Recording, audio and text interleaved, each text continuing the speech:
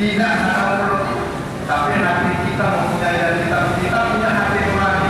Ketika itu kita bertindak, kita pasti ada rasa dendam kepadanya, timbul rasa benci, dan kita gantian mencaci maki. Ketika orang mencaci maki kita, ketika orang benci kepada kita, ketika orang mengejek kita, ketika kita melakukan kebaikan untuk ibadah kepada Allah, kita balas.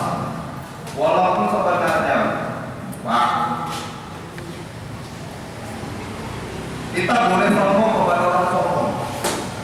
Betul? Betul nggak kira-kira? Orang sombong sama kita balas sombong boleh. Tapi kata Rasulullah, ketika kita ingin baik, ya jangan sombong juga. Artinya Islam mengajarkan membolehkan ketika kau kata Allah dilempar pakai roti, maka balas pakai roti. Kalau agama enggak, agamanya tiap hari minggu sembahyangnya di gereja. Kita kan tiap hari orang itu ada perayaan karena Selasa Rabu Kamis perayaan sembahyang tiap hari. Jadi Tuhannya hari tiap hari minggu. Kalau bukan tiap hari Sabtu. Kalau mereka sifatnya kalau hari lempar pakai roti maka balas pakai batu. Yahudi lebih keras lagi. Kalau Islam tembak hukum kisos berlaku. Ketika kita dilempar pakai roti maka balas pakai roti. Kalau orang beli lebih baik lagi, mau lebih baik lagi, jangan dibalas pakai roti juga, cukup dimaafkan. Ibu bapak yang Allah muliakan, perjalanan hidup kita ini kita nggak usah kita orang lain, diri kita saja ataupun diri saya.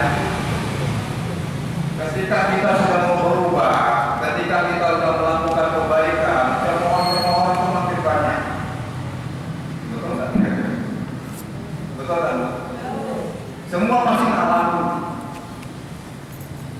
Apalagi kita sudah keliling-keliling dikir.